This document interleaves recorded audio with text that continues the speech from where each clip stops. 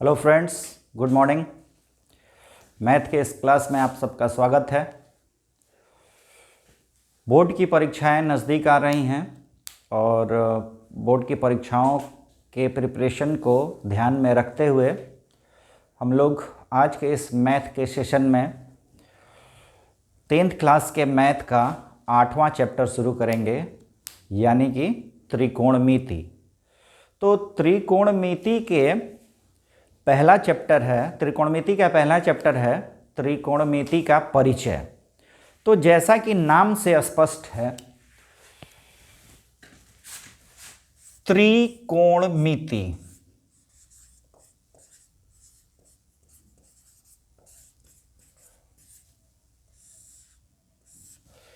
त्रि मीन्स तीन, कोण तो कोण है ही, एंगल, और मिति का मतलब है मापना, यानी तीन कोणों को मापना। इसी तरह से अगर हम अंग्रेजी को देख लें, ट्राइगोनोमेट्री,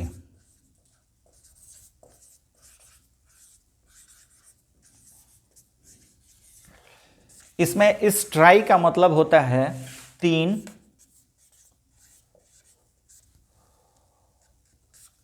गोन का मतलब है भुजा, और ये जो मेट्री है ये मेट्रॉन से बना है और जिसका अर्थ होता है मापना,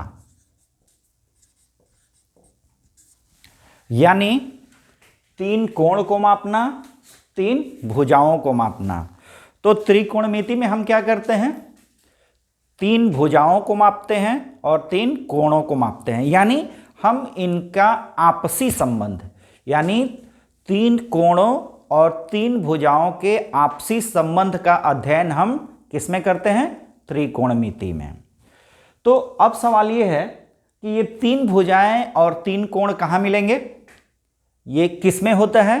तो ये त्रिभुज में होता है। यानी अगर बेसिकली हम देखें तो त्रिभुज के तीनों कोणों और तीनों भुजाओं के आपसी संबंध का अध्ययन हम त्रिकोणमिति में करते हैं। अब सवाल है, जब त्रिभुज की बात हो रही है और त्रिकोणमिति की बात हो रही है, तो कौन सा त्रिभुज? तो इस 10th क्लास में हम लोग सिर्फ समकोण त्रिभुज की बात करते हैं, यानी ऐसा त्रिभुज, जैसे अगर इसको हमने नाम दिया ए बी सी और इसमें एक कोण समकोण होता है, यानी कि 90 डिग्री होता है, तो पूरी की पूरी त्रिकोणोमेट्री हम इस समकोण त्रिभुज के बारे में ही पढ़ेंगे। तो अन्य त्रिभुज के बारे में क्यों नहीं? तो अन्य त्रिभुज के बारे में हम लोग अगली कक्षाओं में अध्ययन करेंगे। आप अगली कक्षाओं में विस्तार से पढ़ेंगे इसको। तो जैसा कि इस ट्रायंगल में हमें तीन भुजाएं दिख रही हैं और एक कोण समकोण दिख रहा है, यानी कि 90 डिग्री का दिख रहा है, तो बाकी के जो दो कोण हैं ए और सी, ये किस तरह के कोण होंगे? ये दोनों न्यून कोण होंगे। ये और ये दोनों न्यून कोण होंगे, यानी कि समकोण का अपने दोनों न्यून कोणों के सापेक्ष और भुजाओं का एक दूसरे के सापेक्ष क्या अनुपात होगा, ये हम त्रिकोणमिति में अध्ययन करेंगे। किसी भी समकोण त्रिभुज की जब हम बात करते हैं तो समकोण के सामने की भुजा कर्ण होती, ये फिक्स है, इसमें कोई अदला बदली नहीं होगी, कोई चेंज नहीं होगा। समकोण के सामने की भुजा कर्ण, बाकी जो दो भुजाएं बच जा रही हैं ए बी और बी सी, इसमें से एक लंब होगा और एक आधार होगा। अब कौन सी भुजा लंब होगी और कौन सी भुजा आधार होगी, ये इस बात पे निर्भर करता है कि हम किस कोण के सापेक्ष बात कर रहे हैं, किस कोण के बारे में बात कर रहे हैं। अगर हम कोण ए के बारे में बात कर रहे हैं तो कोण ए के सामने की भुजा BC ये कोण ए के लिए लंब होगी।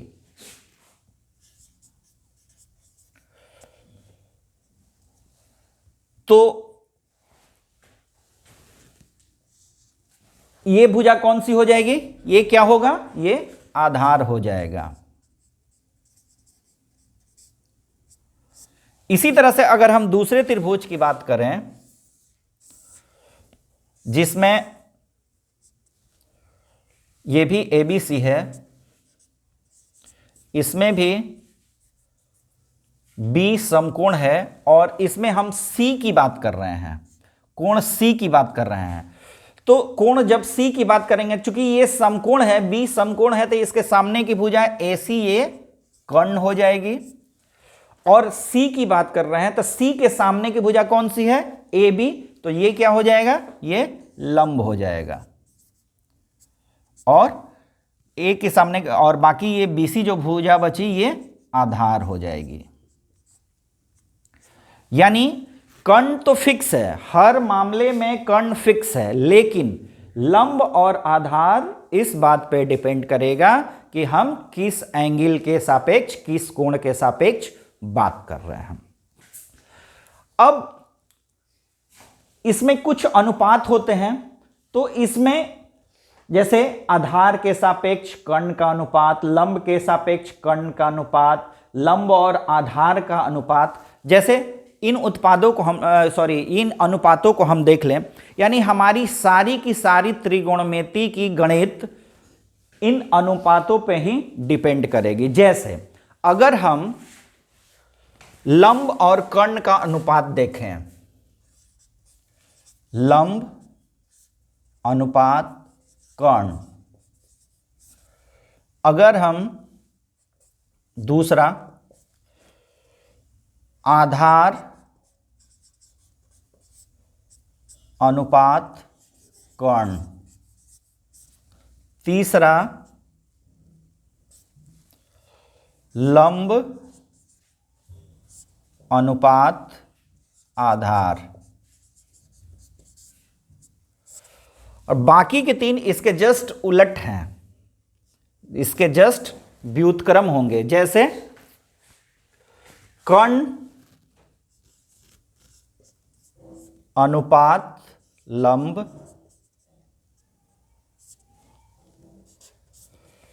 कर्ण अनुपात आधार,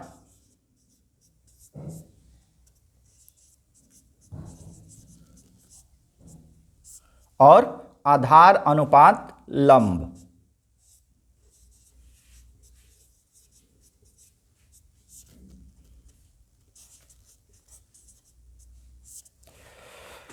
यानी इस त्रिकोणमिति में कुल 6 ही अनुपात होते हैं और इन्हीं 6 अनुपातों को हमें पढ़ना है। अब इस अनुपात को एक नाम देने के लिए अगर हमेशा हम ये कहते रहें कि लंब अनुपात कर्ण, आधार अनुपात कर्ण, तो इस चीज को शॉर्ट करने के लिए एक शॉर्ट में नाम दे दिया गया। जैसे लंब और कर्ण के अनुपात को क्या कहा गया? साइन। आधार और कर्ण के अनुपात को क्या कहा गया? कॉस। लंब और आधार के अनुपात को क्या कहा गया? टैन। और ये तीनों जस्ट इनवर्स। जैसे लंब और कर्ण के अनुपात को साइन कहा गया, उसी तरह से कर्ण और लंब के अनुपात को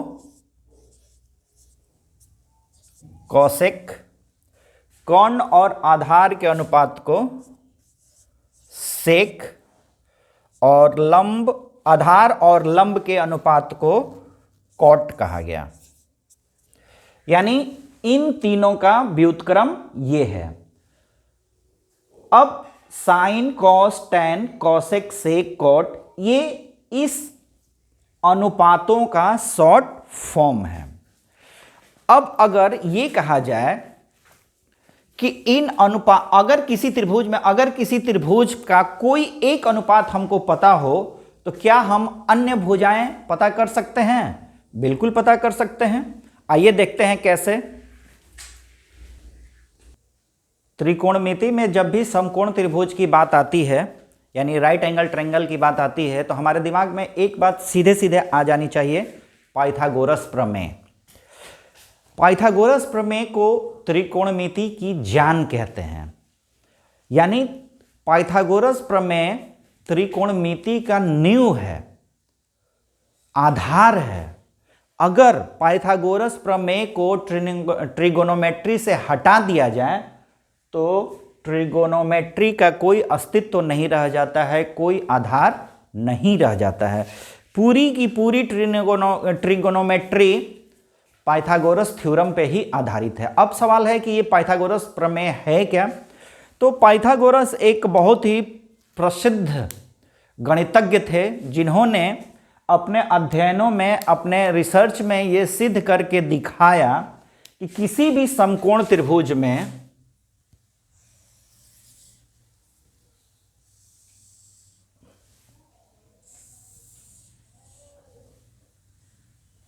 अगर ये समकोण त्रिभुज हम ए, बी और सी लें तो अगर ये कोण बी राइट एंगल है तो इसके सामने की भुजा ये कर्ण है,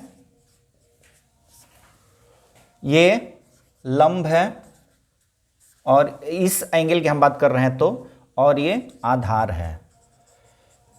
तो पाइथागोरस ने कहा कि अगर किसी समकोण त्रिभुज में कर्ण का वर्ग किया जाए, यानी कर्ण का वर्ग ये बराबर होता है लंब का वर्ग और आधार के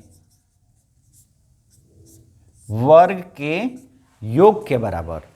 यानी किसी त्रिभुज में कर्ण का वर्ग दो अन्य भुजाओं यानी लंब का स्क्वायर प्लस आधार के स्क्वायर के बराबर होता है। ये पाइथागोरस ने बताया, इसको प्रूफ किया। तो इसी पाइथागोरस थ्योरम को के आधार पे हम पूरी की पूरी ट्रिगोनोमेट्री सॉल्व करते हैं। इसको क्या कहते हैं? पाइथागोरस प्रमेय। पाइथागोरस प्रमेय।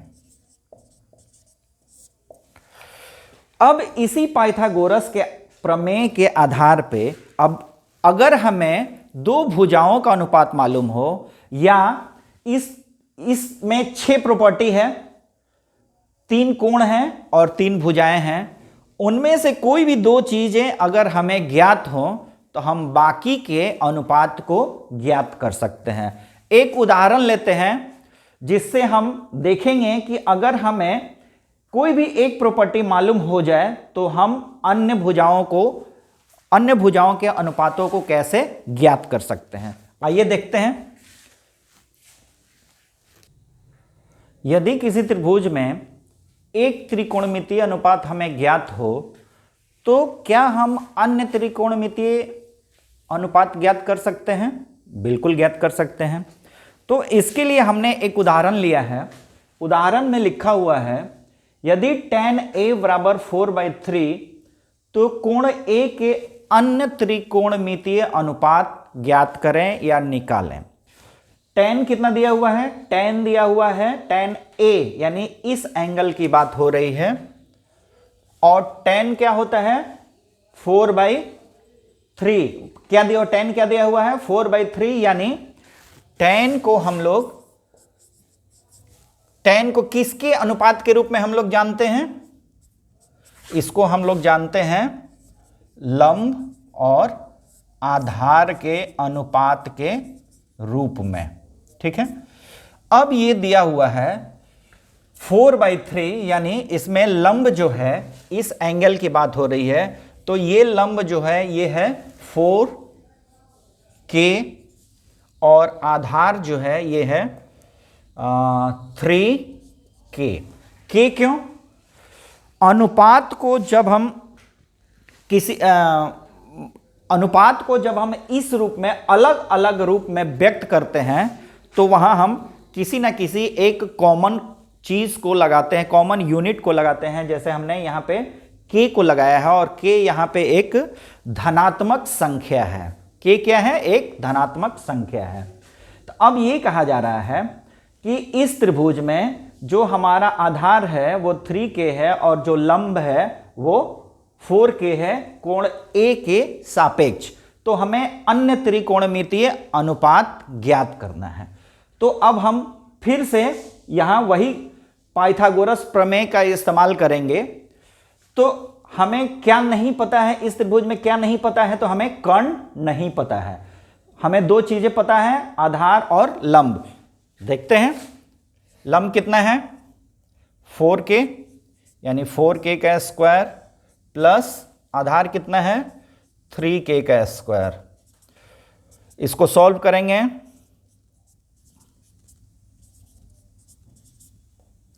यानी 25k स्क्वायर। ये कितना के बराबर है? कर्ण के स्क्वायर के बराबर ये है 25k स्क्वायर। तो इसलिए कर्ण कितना हो जाएगा? कर्ण हो जाएगा √25k स्क्वायर यानी कि 5k।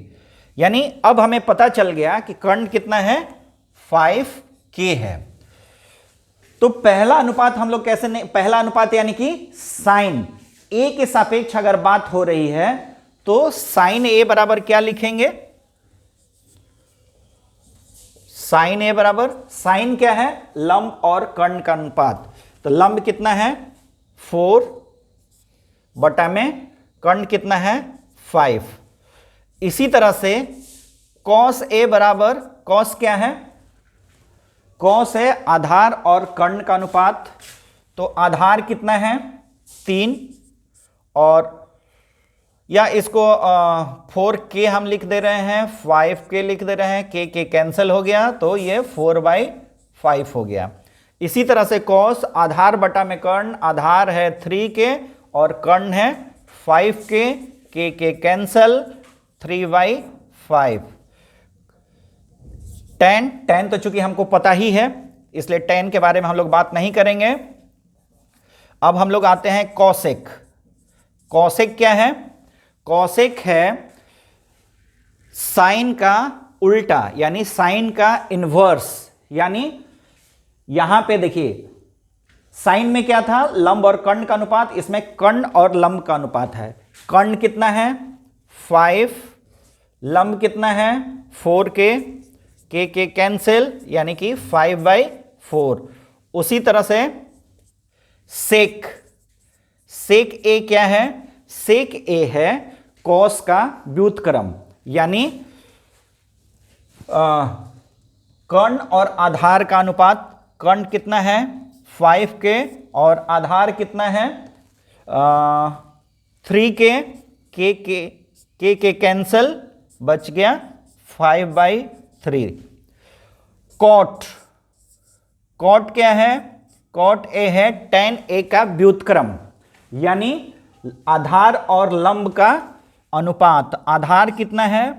3k और लंब कितना है? 4k। k कैंसिल क्या बच गया? 3/4। यानी अगर हमें एक अनुपात किसी भी एक समकोण त्रिभुज में एक अनुपात हमें ज्ञात हो तो अन्य भुजाओं का अनुपात एक खास कोण के सापेक्ष हम ज्ञात कर सकते हैं। धन्यवाद।